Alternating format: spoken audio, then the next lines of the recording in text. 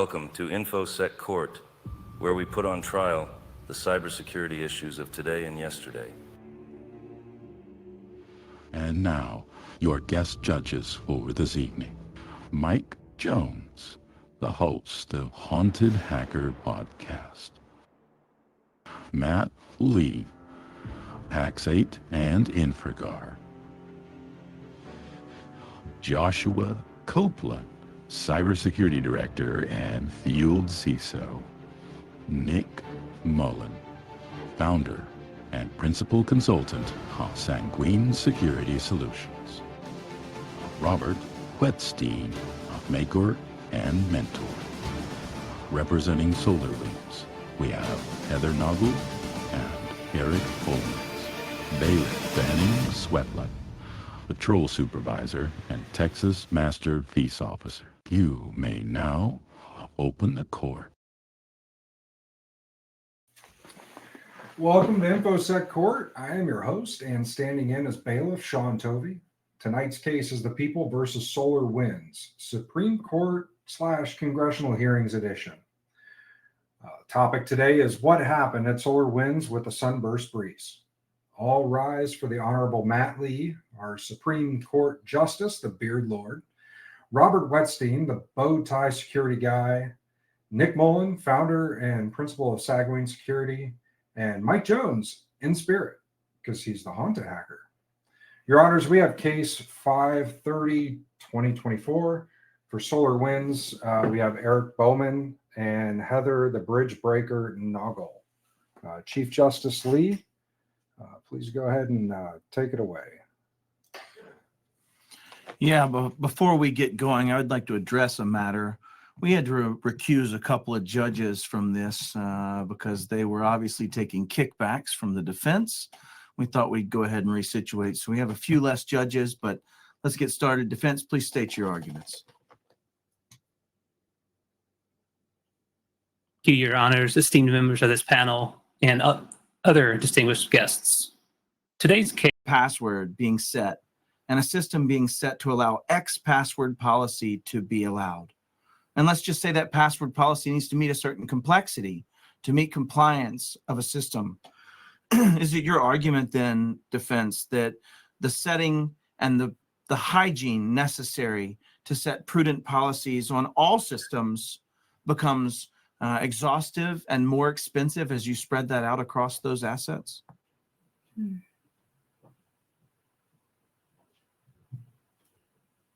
So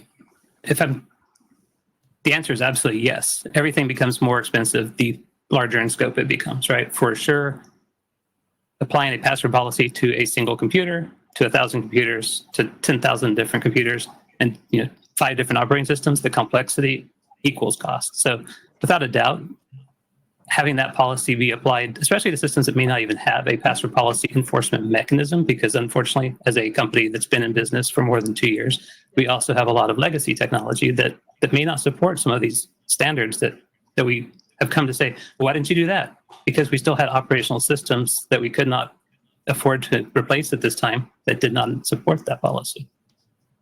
Would you say cost was a primary motivator for lack of those security measures?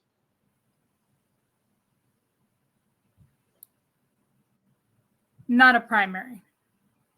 A factor, as usual, yes, stated. Sure.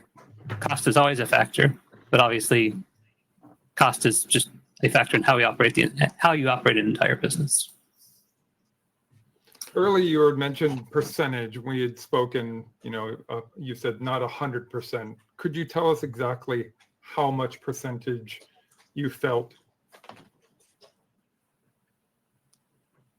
I think for the purpose of this hearing, we'd have to make up that number. So Heather, do you have a better sense of what that fictional number might be?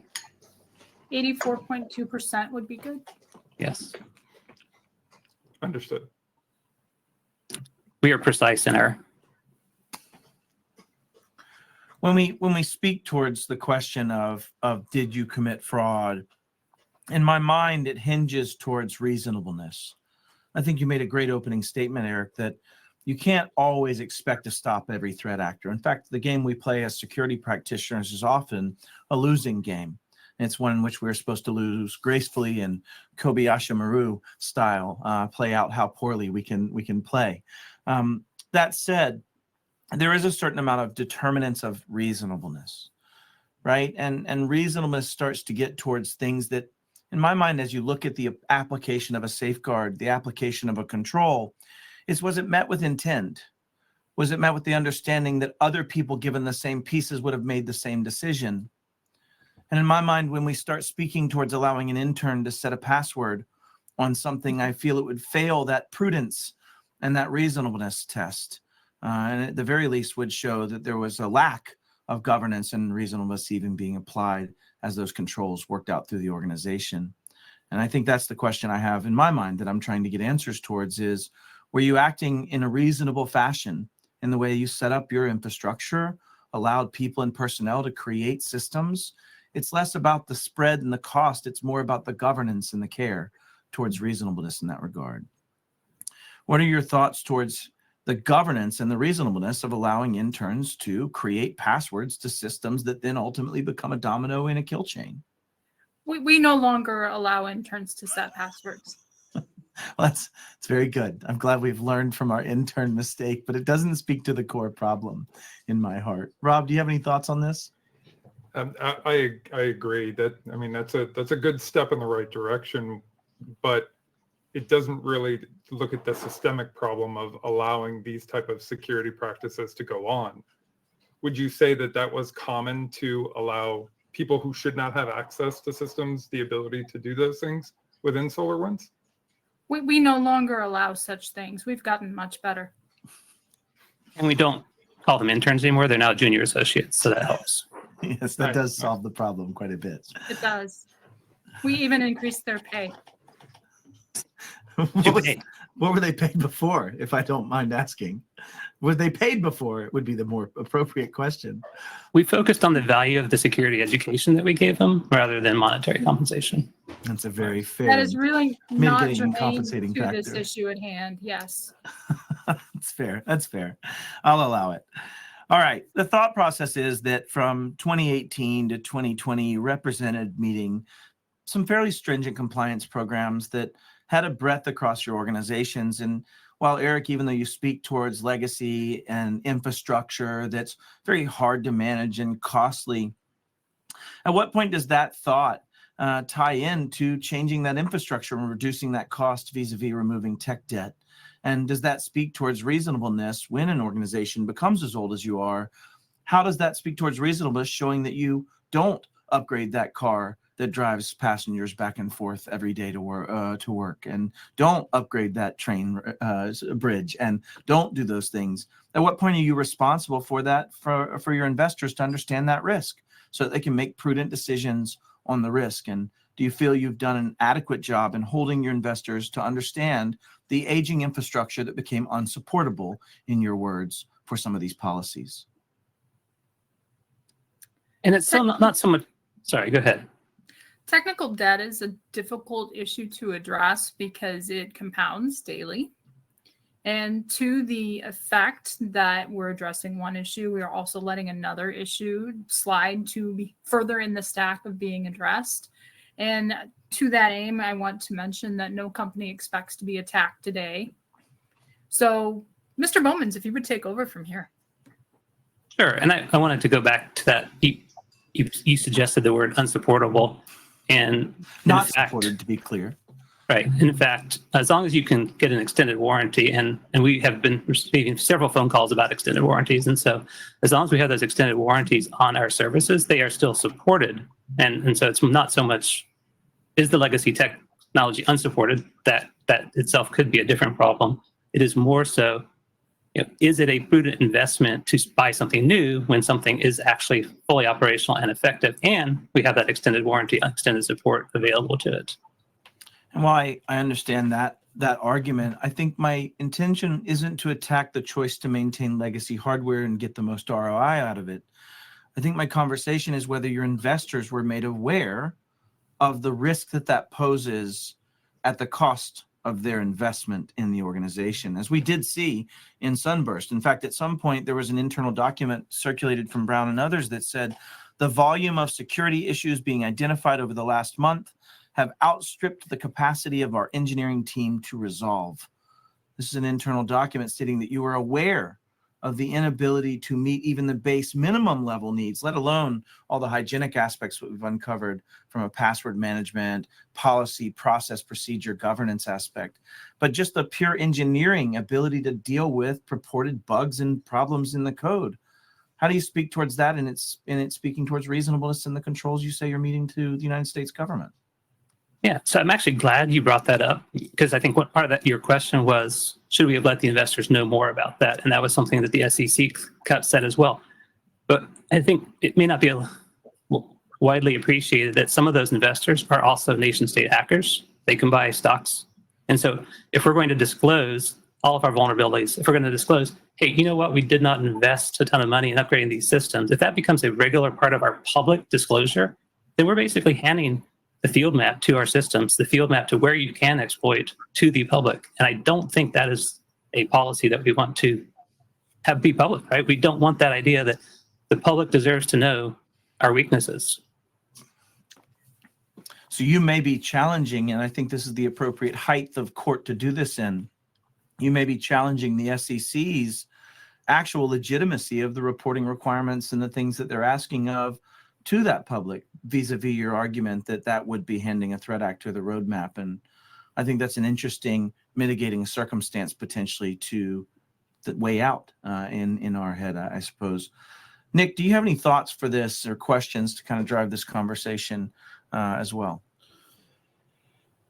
Yeah, so in some of the SolarWinds filings in 2018 and 2019, it was reported that there were only generic or hypothetical risk that the leadership team was aware of in the SolarWinds environment. Yet internal documentation says that you were aware that the current remote access setup was not secure, and that someone exploiting that vulnerability, and I quote from Brown, can basically do whatever without us detecting until it's too late, which could lead to major reputational and financial loss. So let me ask, do you feel like that type of vulnerability that would allow unfettered lateral movement is generic and hypothetical in the eyes of investors? Would you like to take that one, Heather? How does that, I'm going to answer with the question, extend to any other public company as well, with the rapid pace of change and the threat actors in modern day? And how many more of these cases, again, will the SEC be bringing in light of that same argument that you're offering now? I think that we would need to address those in their hearings. Agreed. Probably. I feel like the But you overall should start that response. now because they're more important. So the overall response from the defense is security's hard and it costs money. Is that kind of what I'm feeling like? Because I understand, because that's a problem with everyone. But knowing what you know now, what things would what things have you currently changed in your environment to make things better? Of course, you don't allow junior associates to change passwords, but what other mechanisms have you put in place to continue those safeguards and to regain public trust? A lot of that is obviously confidential, but to address your question in more generic and broad terms, we absolutely have put additional security controls and followed different security standards applied to different systems. And would those security controls been put in place if the SolarWinds event did not happen? Absolutely. When? In the past. Yeah, we have a continuously evolving roadmap for security practices. And governance. And governance. And I don't want to say that it's security is just hard, right? That was what you were alluding to before, because it is. We know that, especially when you're such a visible target, when you have your systems are part of so many other companies, and you have the attraction of the Nation State Act. It is hard. I think it's more important to understand that you have to make decisions focused on the business and focused on your abilities at the time. And where can you prioritize? The resources are always going to be limited. Where can you focus those and prioritize them? And that has to be business discretion. That has to be something that the SEC can't be poking its nose into, just as it doesn't poke into the marketing budget. It doesn't poke into the CFO's actions unless they become fraudulent, right? And here we're saying these were business decisions. These were public statements based on those business decisions.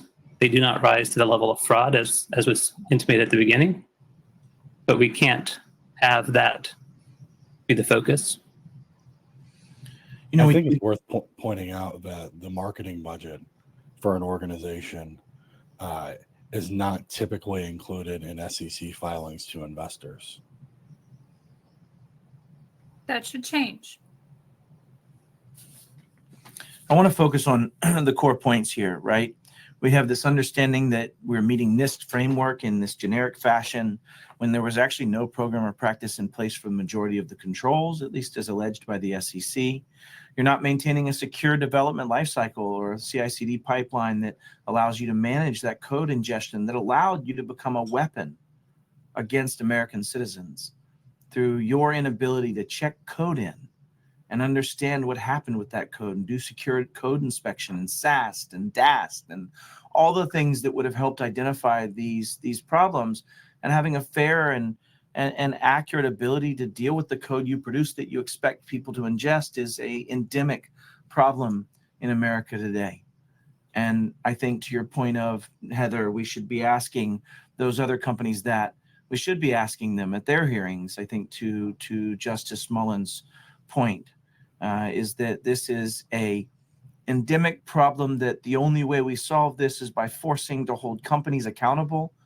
If you look at our national cybersecurity strategy, speaking towards, it's usually the brunt of the receivers of the risk that you create that are the actual victims, right? The American citizens that use these products, such as Orion, and suffered from SunBurst and the extensibilities of access it created because of your lax policies on password creation, your lax policies on governance and capability of deciding what is an asset and what actually touches your network and has access to your network. And then as it furthermore goes on, allows that threat actor to gain access and start injecting code that then gets shipped unchecked externally.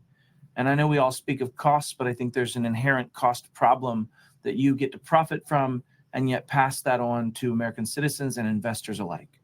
I don't know how the justices can speak towards that directly, nor that I even have a question other than, do you feel that you've met reasonableness when it came to how you treated your CI/CD pipeline and how you treated your code development, regardless of its age, at its current production level, to allow a threat actor, nation state or otherwise, to inject code and backdoors into your systems unfettered? We now understand what CI/CD is, Mr. Chief Justice Lee. And additionally, I think it's germane to this issue that you did just disclose one of your passwords in your monologue. You mean my what is an asset? That's not okay. We had that in private and in confidence there, counsel. I digress. Any other questions from the justices, or if not, we'll move to closing statements from the defense.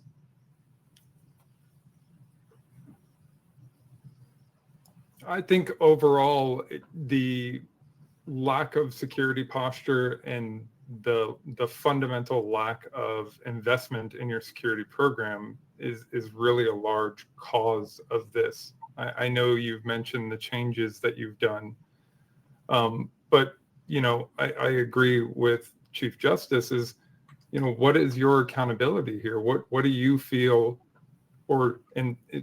is the right amount of accountability for SolarWinds to have when you're the reason this happened? You're the reason that countless security professionals lost hundreds of hours of sleep. Businesses lost data and other things and lost their credibility due to your negligence.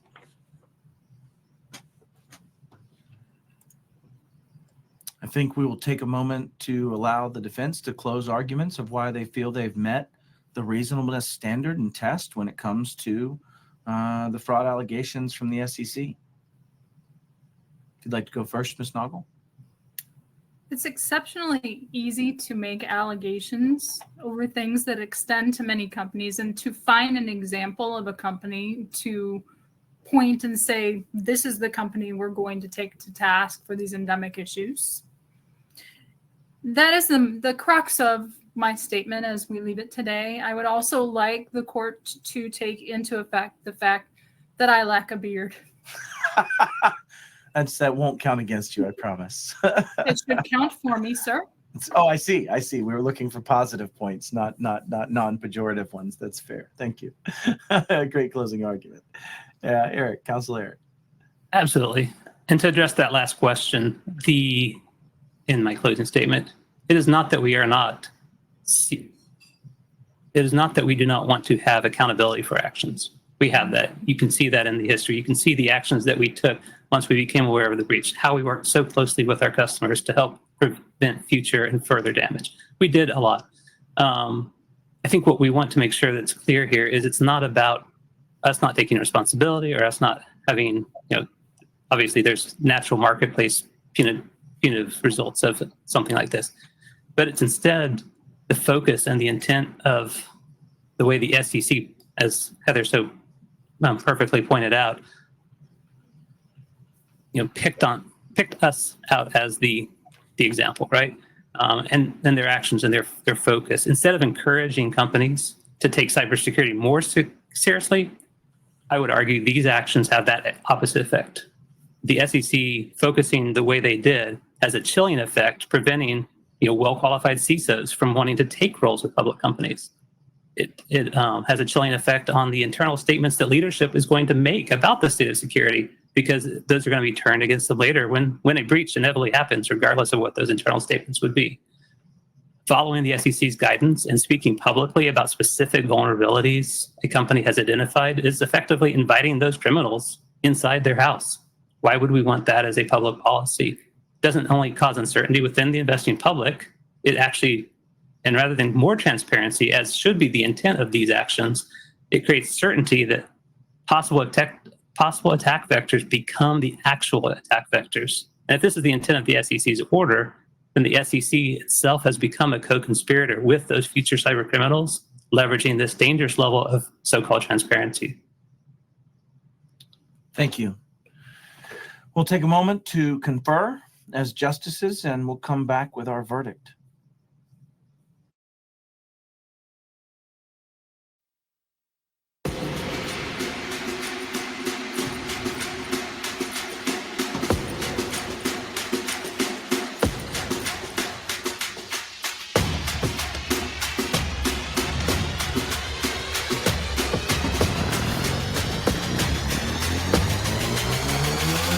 Yeah.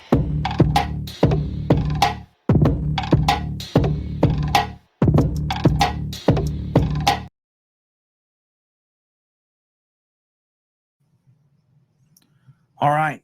As we've heard arguments from our justices as well as from our defense counsel for SolarWinds, I think it's fairly clear that we have an endemic problem, that we have an entire business infrastructure building our world at the lowest dollar, all focused 100% on direct cost and not on accumulated risk and overall decisions of their actions.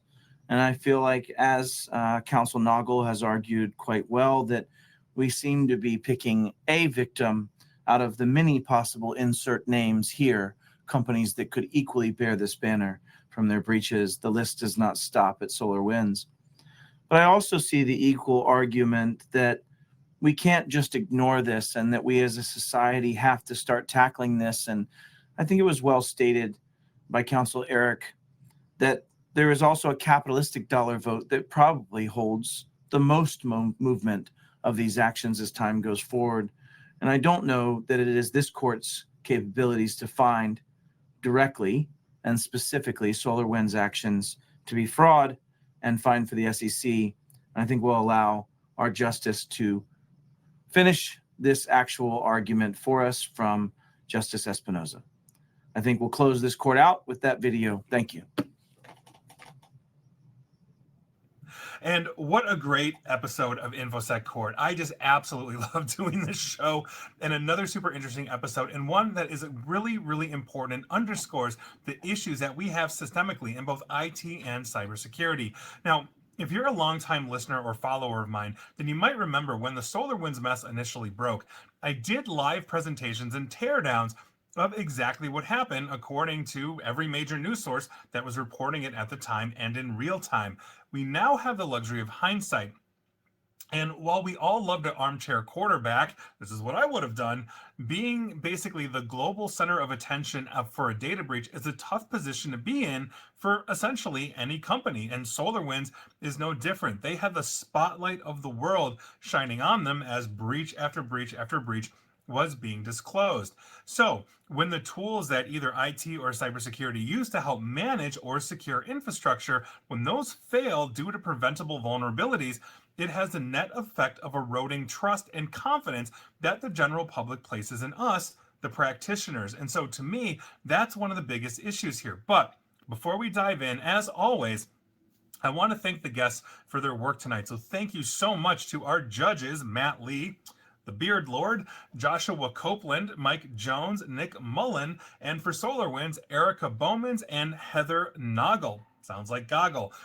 Bailiff Banning Sweatland, and everybody else that had a hand in this. Sanders Slidnering, Sean Tovey, and of course, Katie Hansen. And naturally, we have to thank our sponsor, Fusion Cyber, for doing the Cyber Lord's work to close employment gaps in cybersecurity. That's a much needed thing right now. So thank you, Fusion Cyber. And so with that, let's dive into this. And quite frankly, before I dive into the verdict, I had the luxury of going back into my PowerPoint presentations that I did on this mess. And so in my January 4th, 2021 presentation from what feels like 800 million years ago, if it wasn't like a pandemic was, hitting during that, I laid all of this out. But here are the cliff notes from that. So if you recall, Tuesday, December 7th of 2020, FireEye announced that they were basically hit by a, quote, nation with top-tier offensive capabilities.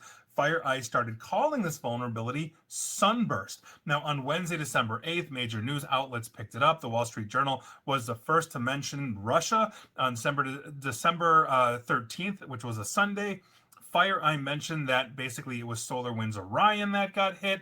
And on that same day, the Washington Post mentioned APT-29, also known as Cozy Bear, cutouts from Russian intelligence, being the culprit behind this. On Wednesday, December 16th, Microsoft assumed control of the malicious domain and essentially kill switched it to stop malicious copies of Orion from phoning home back to Russian intelligence. On Saturday, December 19th, then President Trump downplayed Russia's involvement by pointing the finger at China, despite all of the contrary evidence. And that result of that was a temporary retasking of critical cybersecurity personnel within the government, who were then quickly reassigned back because we all knew that wasn't true. Now, from there, we had a ton of early disclosures. Recorded Future identified 198 victims almost right out of the gate on Saturday, December 19th. But here's the kicker of the entire situation. More than a year prior to the discovery of SunBurst, in 2019, SolarWinds was warned that anybody could access their update server due to that weak password. The one we're talking about, the one we've been talking about, SolarWinds 123, all lowercase. Now, organizations get compromised due to lax practices or mistakes and other litany of issues, but there are two sides to the coin, and that is trust. And so SolarWinds fell down hard, but we cannot ignore that security is a shared responsibility. And in that vein, by my January of 2020 presentation, of which I have a ton of citations, you can go watch it or listen to it, the US government has spent billions developing basically a threat detection system known as Einstein, and Einstein missed this. Enterprise Unified Threat Management next generation firewalls of all makers also missed this traffic. Basically, because these infected updates were coming from SolarWinds directly as legitimate installs, the backdoors could spread because the detection systems that most people deployed, most IT cybersecurity personnel, simply added SolarWinds Orion to their allow lists, meaning they weren't checking the traffic, they weren't inspecting the traffic, they weren't running things like SSL or TLS decryption to look at that incoming traffic. They may have spotted it. On top of this, because the backdoor was relying on SolarWinds' own OIP or Orion Improvement Protocol, it was essentially getting a free pass. And so with that, that is the issue. It is trust. And understand that while SolarWinds has culpability in this, you as the practitioner, cybersecurity professional, if you're watching or listening to this, you've got some culpability too. And so that brings us to improvements. How do we fix this? And quite frankly, we need to talk about zero trust, because zero trust is exactly that. Zero trust. Organizations using third-party utilities don't just need to do their supply chain due diligence on everything. They need to assume that if the vendor is saying that they're rocking it out on paper, there still has to be a filter of distrust for the actual technological whatever you're getting from them. Now, on top of this, in 2021, a Biden executive order in the wake of SolarWinds called Improving the Nation's Cybersecurity had a section, specifically Section 4, entitled Enhancing Software Supply Chain Security. Now, Section 4 talked about how we can fix this, and quite frankly, it's still valid today. So some of the things mentioned were secure software development environments, generating and, when requested by a purchaser, providing artifacts that demonstrate conformance to the processes set forth in that cybersecurity executive order that proves that they're practicing what they preach. Employing automated tools or comparable processes to maintain that the source code is trusted along the supply chain. In other words, regular vulnerability testing, employing automated tools or comparable processes to check for known potential vulnerabilities and remediate them as well, and participating in vulnerability disclosure programs and reporting. So not everybody signs up for HackerOne. You know, we have companies out there, one of them rhymes with Schmapple, that is notorious for basically not disclosing vulnerabilities. Mamazon, kind of rhymes with Mamazon, is another one. And this isn't good. Now, also on top of it, the executive order said assuring and attesting to the extent practicable to the integrity and provenance of the open source software used within any portion of the product. Open source means you can potentially find vulnerabilities. If you're using open source software, Log4j, now we've got an issue, right? Because open source isn't necessarily bad, but it means vulnerabilities are known by all, and so much more in that executive order. So the blueprint is here. We just need to get moving. And that's the important thing to remember, that we are not alone. We are all in this together. But as we are buying the SolarWinds Orions of the world, and probably now its competitors, we have to understand that we have to approach it with zero trust. And while it may make our lives easier to manage our infrastructure, it doesn't mean it's secure just because they say it does. And so with that, thank you once again for watching this, the entire thing. Such a great time. And as always, thanks to our guest legal team. Once again, judges Matt Lee, Joshua Copeland, Mike Jones, and Nick Mullen. For SolarWinds, Erik Boemanns and Heather Noggle. Rhymes with goggle, and bailiff Manning Sweatland. So everybody else that had a hand in this, Sander Slidering, Sean Tovey, Katie Hansen, of course, Fusion Cyber, thank you very much.